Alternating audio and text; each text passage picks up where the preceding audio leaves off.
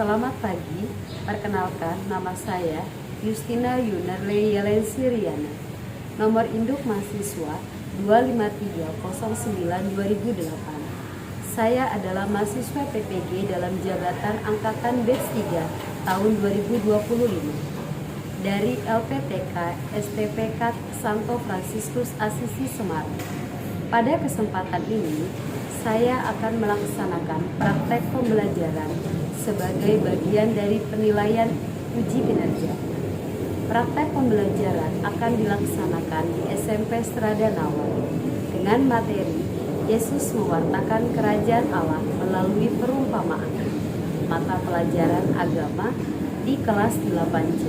Demikian perkenalan dari saya. Terima kasih.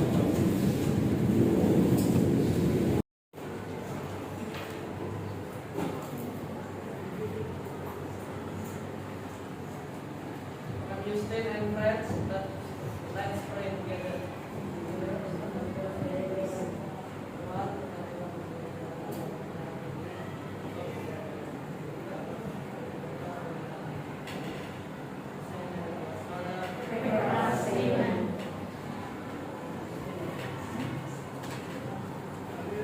Greeting.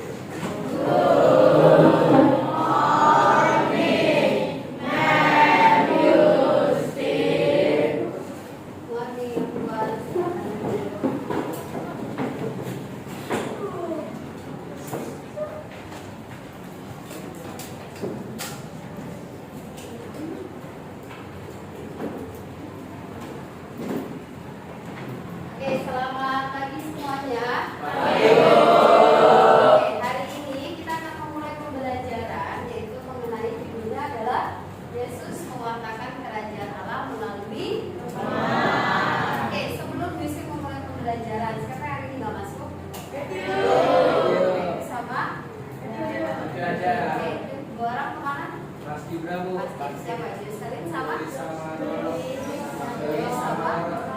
Oke, nggak apa-apa, nanti yang nggak masuk atau yang ikut pembelajaran dengan Justin nanti bisa diberikan catatan sama kalian ya. Oke, ini adalah pembelajaran materi pokok yang kedua ya. Kalau minggu lalu kalian itu sudah belajar tentang ciri-ciri kemanusiaan dan kealahan Yesus. Masih ingat apa aja ciri-cirinya? Masih atau tidak? Ya. Ciri kemanusiaan dan kealahan Yesus apa aja? Adisti, ciri kemanusiaan Yesus. Salah satunya apa?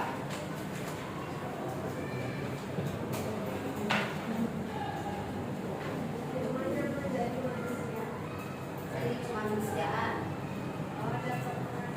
dapat mengasihi. Ciri kemanusiaan yang lain apa lagi? Apa nama? Dilahirkan. Sekarang kita akan belajar tentang Yesus mewartakan kerajaan Allah melalui perumpamaan. Oke, tujuan pembelajaran dari materi ini adalah: 1. Peserta didik mampu menjelaskan pemahaman kerajaan Allah menurut bangsa Israel. 2. Peserta didik mampu menjelaskan maksud Yesus memberikan perumpamaan. 3. Peserta didik mampu menjelaskan makna perumpamaan Yesus. Jadi nanti kita akan belajar ketika perbandingan antara pemahaman kerajaan Allah dari bangsa Israel sama ketika Yesus mewartakan kerajaan Allah melalui perumpamaan. Jelas ya? Nanti kita lihat perbandingannya dari kedua ini. Terus apa sih isi perumpamaan yang ada dalam kitab suci? Contohnya apa nak? Masih ingat nggak? Apa salah satunya perumpamaan dalam kitab suci? Anak yang hilang. Terus perumpamaan bukan, penabur ya, dan masih banyak lainnya. Jadi perumpamaan yang nanti kalian akan diskusikan dalam kelompok, itu nanti kalian akan cari tahu siapa tokohnya, apa maksud dari perumpamaannya, ya. Terus habis itu di dalam perumpamaan itu apa yang mau disampaikan. Jelas ya? Oke. Sekarang bisa akan tampilkan satu video. Ya, silakan diperhatikan.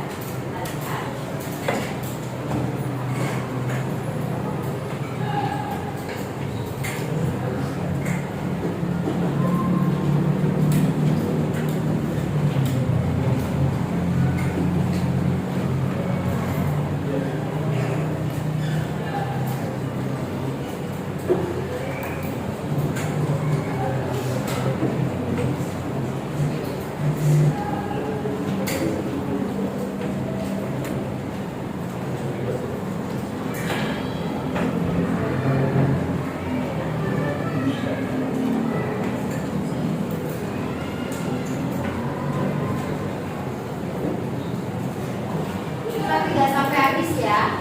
Jadi coba perhatikan. Oke.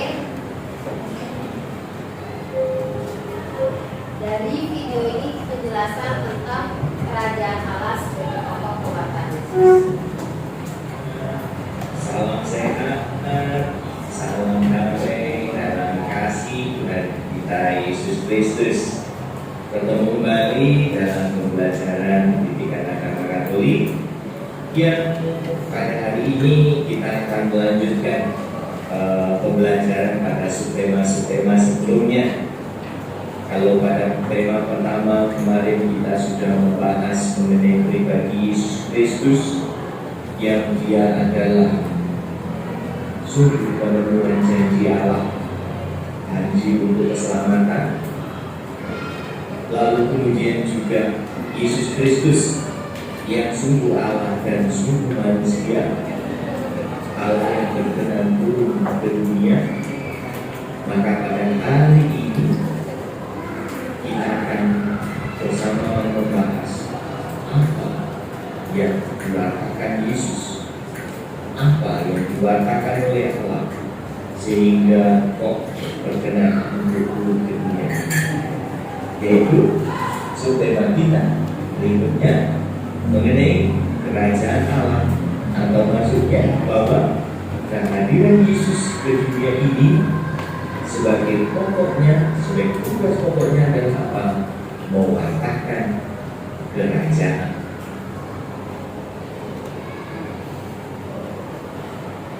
Apa itu kerajaan?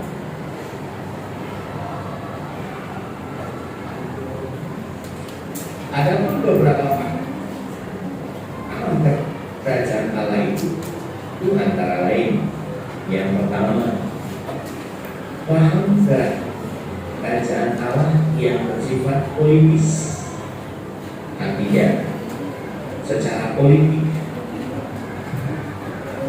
Orang-orang yang memandang secara politik ini memaknai bahwa yang dimaksudkan dengan kerajaan Allah itu akan terwujud bila Allah tampil sebagai seorang tokoh politik.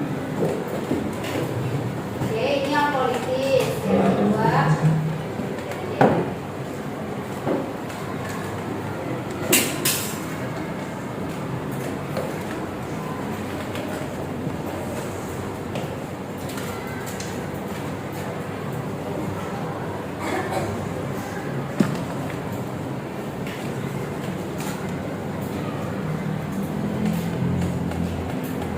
sekarang coba kalian buka buku cetak.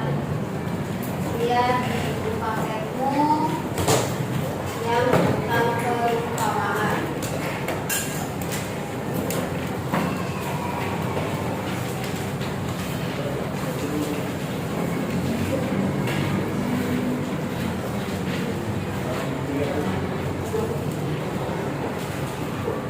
Yang halaman 12. Oke. Pemahaman kerajaan Allah menurut bangsa Yahudi. Tadi lihat di video ya. Ada berapa pemahaman? Ada tiga.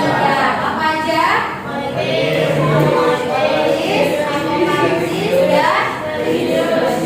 juridis religius.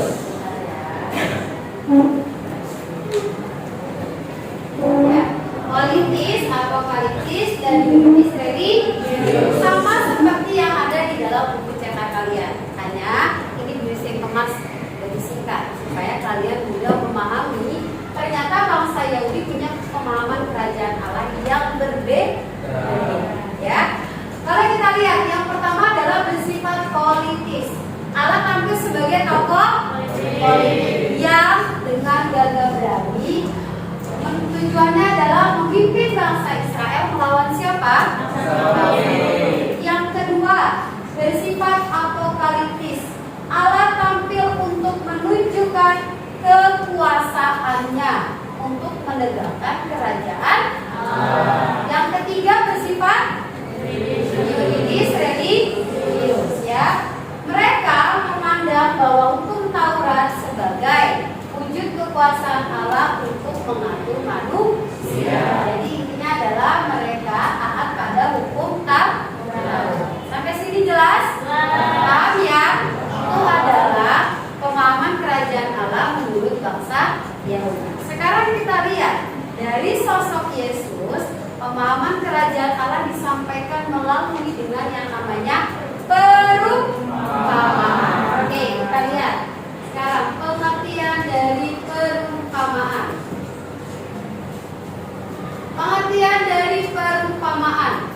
Perumpamaan pengertiannya adalah penyampaian pesan dengan menggunakan bahasa yang imajinatif, hiasan, simbolis dan atau perbandingan.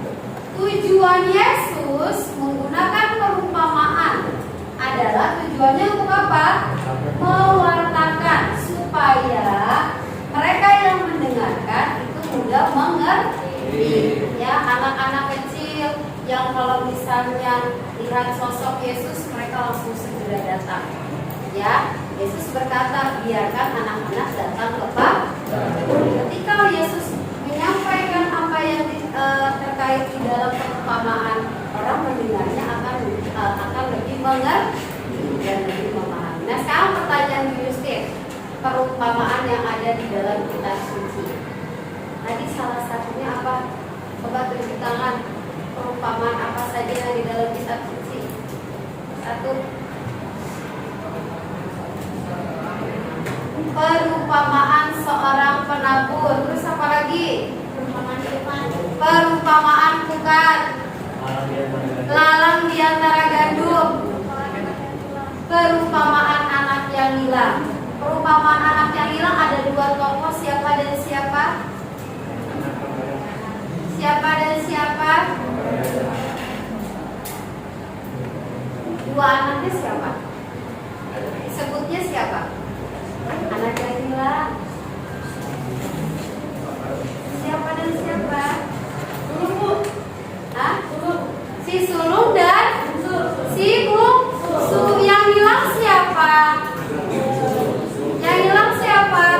Si bungsu. Ya. Kemana dia? Kemana dia si bungsu? Berfoya-foya. Ya. Menghabiskan uangnya siapa? Ayahnya. Habisin cuannya, ya kan? Uangnya dia habiskan berfoya-foya. Ketika sudah habis semuanya, kemana lagi si bungsu? Kembali lagi kepada siapa? Ayahnya terima atau tidak? Nah, dari sikap ayahnya menerima si bungsu kembali lagi ke rumah, berarti dari perumpamaan itu apa yang mau disampaikan? Si bungsu mengakui kesalahannya, ayahnya menerima si bungsu. Kira-kira yang mau disampaikan apa dari perumpamaan itu? Diajarkan tentang apa? Apa? Memaafkan, ya, mengampuni. Jelas ya? Oke, sekarang Bu Yusin nanti akan bentuk dalam kelompok. Oke, kalian nanti duduk dengan kelompok kalian, kerjakan LKPD Bu Yusin. Bu Yusin minta kalian cari satu perumpamaan, ya, satu perumpamaan dalam kitab suci. Nanti baca instruksi soalnya. Sebutkan tokoh-tokohnya, apa makna dari perumpamaan. Jelas? Nah, buat kelompoknya supaya nanti lebih mudah, nanti rekan gabung sama ini belakang, ya. Terus si Sena nanti sama depannya. Jelas ya? Ini aja ya posisinya, oke? Depan ke belakang, ke belakang, ke belakang, ke belakang. Oke? Nah, yang paling di belakang gabung rolling sama bawah berdua bersama. Oke? Jelas ya? Oke, ini bisa dibagikan. Satu.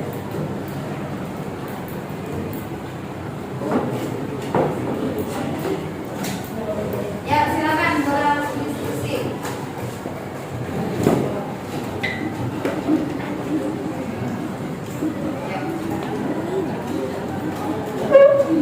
Ada sih sama Bapak ya.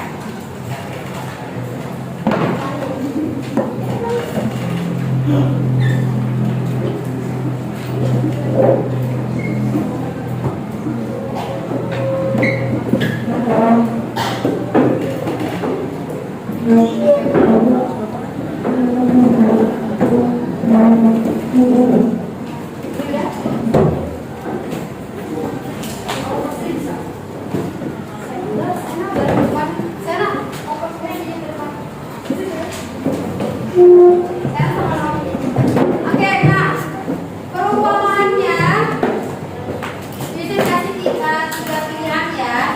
Kalian boleh pilih mau yang mana.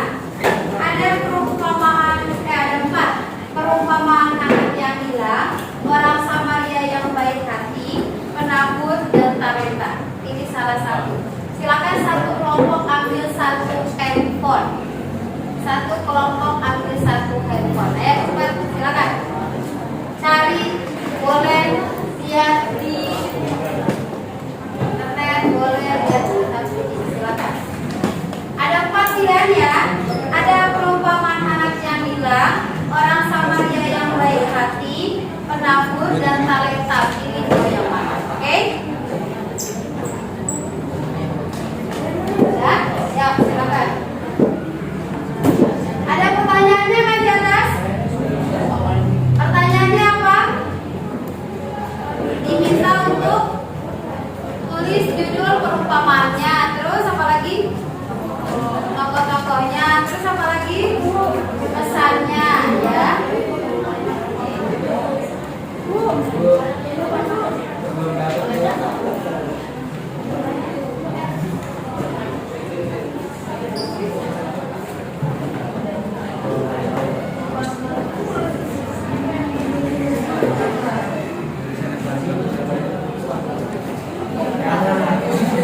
Oke ya.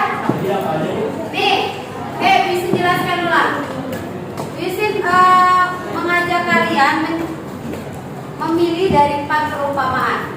Ya, ada perumpamaan talenta, perumpamaan anak yang hilang, perumpamaan orang Samaria yang baik hati, sama perumpamaan penabur. Dari keempat itu pilih salah satu. Dan diskusi tentukan dalam kelompok.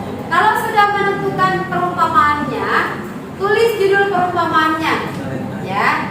Terus yang berikutnya, tokoh-tokoh yang ada di dalam perumpamaan. Tadi anak yang hilang kan udah ya. Ada si bungsu, si sulung, terus ada siapa lagi, ya. Nah, uraikan secara garis besar. Jadi kalian diminta menjelaskan isinya. Intinya dari perumpamaan itu apa? Sama yang terakhir, pesan dari Yesus dari perumpamaan itu apa? Jelas? Paham 8C? Oke, ya, silakan dikerjakan. Waktunya 15 menit cukup. Supaya 5 menitnya bisa dipakai buat presentasi. Oke? Silakan dikerjakan.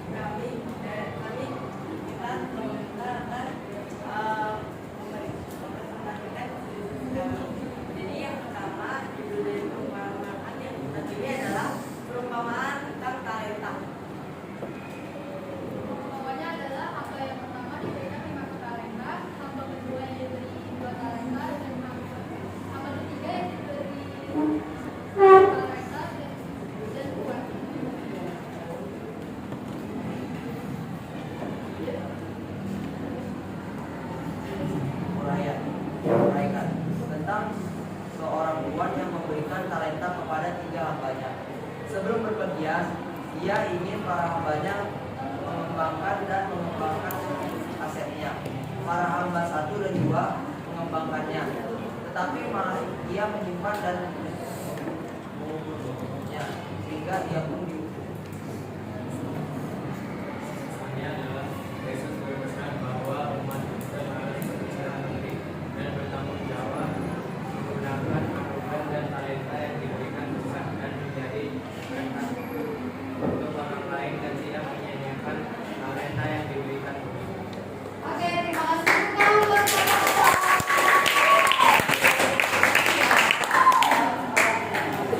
Perumpamaan apa tadi mereka? Pernah belajar perumpamaan talenta? Kelas berapa? Kelas 7. Belajar perumpamaan talenta pada materi kemampuan. Ada berapa hamba? Ada 3. Oke, selanjutnya perumpamaan anak yang hilang adalah siapa yang pilih perumpamaan? Udah selesai? Ya, Bapak pakai Naomi. Ini. Silakan. Ya, perumpamaan anak yang hilang.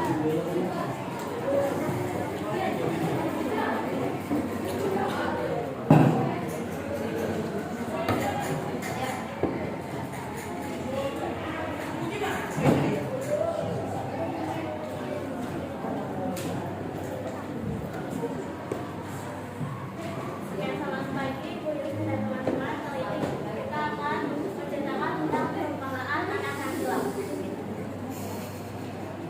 Bapaknya, ayah, anak sulung dan Jadi perumpamaan anak yang hilang menceritakan tentang sang putra bungsu yang meminta warisannya lebih awal, pergi dan menghabiskan. Tadi perumpamaan anak yang hilang. Oke, selanjutnya. Ketiga, jalan ya. Oke, bukan itu sama dengan kerajaan surga. Oke, mereka menangkap ikan. Ikan itu ibaratnya kita manusia. Tapi ada ikan yang lain. Perhatikan, ada ikan yang tidak baik.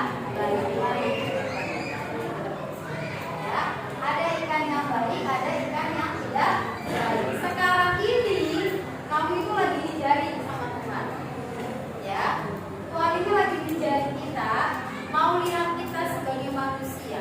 Kira-kira kita ini termasuk manusia yang berperilaku baik atau yang tidak baik. Maka kalau kamu merasa kayaknya saya masih kurang baik, jadi masih suka berbohong, masih suka marah-marah, masih suka malas belajar, melawan orang tua, kira-kira Tuhan masih kasih kesempatan nggak buat saya? Masih atau tidak? Masih dikasih kesempatan untuk bisa jadi ikan yang baik. Dengan cara apa? Kamu bisa hidup dengan penuh kejujuran, hidup dengan penuh kasih, taat pada orang tua, taat pada bapak ibu. Dan yang paling utama adalah taat kepada Tuhan. Jelas ya? Sekarang silakan kita lanjutkan bagian refleksi. Coba lihat buku cetakku. Di bagian refleksi halaman 17 ya. Di halaman 17 bagian refleksi. Ada berapa pertanyaan? Ada. Coba kalian jawab langsung di buku cetak. Kira-kira apakah aku mampu menangkap pesan di balik perumpamaan yang disampaikan Yesus? Dan jawab berdasarkan hati nurani, bukan ikut-ikutan orang lain. Ya, jawab langsung di buku cetak. Oke, kalau begitu bisa akhiri pembelajaran kita hari ini. Minggu depan kita belajarnya masih tentang pewataan kerajaan Allah. Kalau hari ini pewatannya adalah melalui kata-kata dengan menggunakan perumpamaan. Berarti minggu depan dengan tindakan yaitu melalui apa?